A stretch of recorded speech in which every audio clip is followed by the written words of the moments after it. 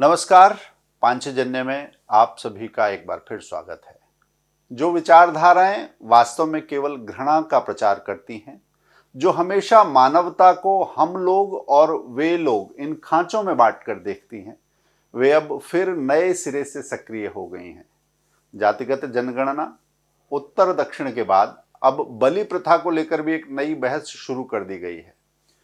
ये बहस वो लोग कर रहे हैं जो स्वयं तो भारतीय ज्ञान परंपरा के सागर की तरफ पीठ करके रेत में खेल रहे हैं, लेकिन भारत को समुद्र की गहराई के बारे में ज्ञान देना चाहते हैं। मंतव्य ये है कि हिंदू समाज को किसी न किसी बहस में उलझाकर आपस में बांट दिया जाए। आप इनकी चालाकी देखिए। जातिगत जनगणना, उत्तर दक्षिण और बलि प्रथा, ये तीनों विषय इस प्रकार चुने गए हैं कि अगर कोई भी पक्ष लेते हैं तो तुरंत उनका हम लोग और वे लोग वाला मंतव्य पूरा हो जाता है। फिर तीनों के निहितार्थ इस प्रकार निकाल लिए जाते हैं जिनसे समाज में फूट पड़ती हो, और अंततः यह सारी प्रक्रिया हिंदुत्व विरोधियों का रास्ता आसान बना देती है। जैसे अगर आप बलि प्रथा का समर्थन करते हैं तो आप उन सारी प्रवृत्तियों को एक तार्किक आधार उपलब्ध करा देते हैं जिनका अपना लक्ष्य भारत की संस्कृति को उसके मूल आधारों से दूर ले जाकर हिंसा और अपराध की संस्कृति की ओर धकेलना है। और यदि आप बलि प्रथा के विरोध में कोई तर्क देते हैं तो फिर इससे न केवल आप उनके ही बिछाए जाल में फंस जाते हैं, बल्कि अपने ही लोगों के लिए भी भ्रम की स्थितियां पैदा कर देते हैं। जैसे समुद्रोल्लंघन का उदाहरण लें।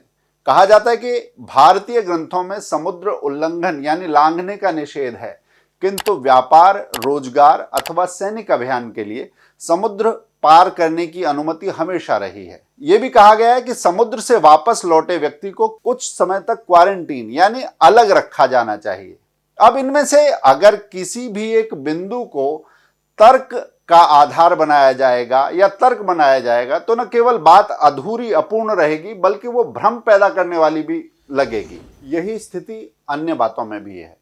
भारत इस तरह के हथकंडों के प्रति निश्चित रूप से काफी जागृत हुआ है। एक समय तो हमें अपने आक्रमणकारियों की भी प्रशंसा करना सिखाया गया था।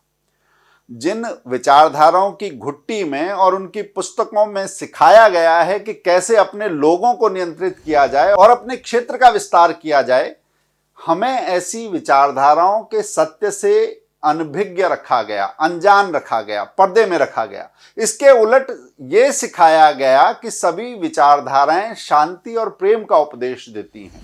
भले ही अब वह पहले जैसा आसान नहीं रहा, ये खेल इतना सरल नहीं रहा, लेकिन हमें ये ध्यान रखना होगा कि संगठित और बर्बर विचारधाराएं किस तरह, किस पैटर्न पर, किस तरह से अपना काम करती हैं। इन षड्यंत्रकारी विचारधाराओं के निशाने पर हिंदुत्व है, क्योंकि वास्तव में हिंदुत्व का अर्थ ही स्वतंत्रता है।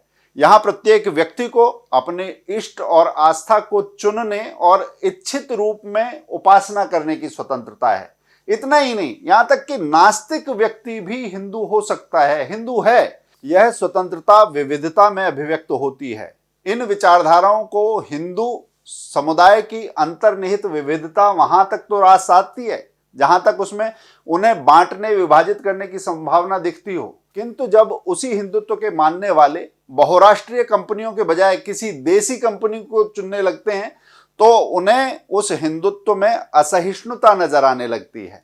ऊपरी तौर पर उदार किंतु भीतरी तौर पर घोर कट्टर। ये खेल ऐसा है कि कन्वर्जन के बाद भी दलितों का आरक्षण खाने वाले जातिगत जनगणना की बात करने लगते हैं।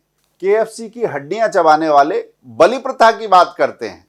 दक्षिण भारत के सांस्कृतिक स्वरूप को नकारने और उत्तर भारत को लगातार दुत्कारने वाले भारत जोड़ो यात्रा करने लगते हैं।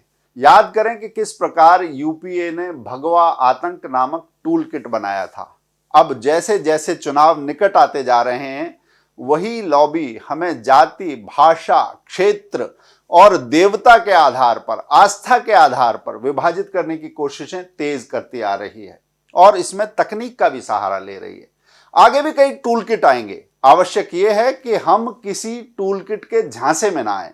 हम सभी हर तरह से अलग हैं या अलग हो सकते हैं, ये भिन्नता हो सकती है, परंतु ये ऊपरी है। और इसलिए हमें किसी की भी आलोचना करने से पहले ये अवश्य विचार करना चाहिए कि कहीं इस आलोचना में कहीं हम अपने शत्रुओं का मंतव्य, उनका उद्देश्य तो पूरा नहीं कर रहे।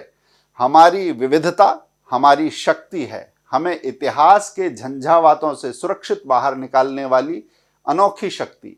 हमें अपनी विविधता को कमजोर नहीं बनने देना है, अपनी शक्ति बनाना है।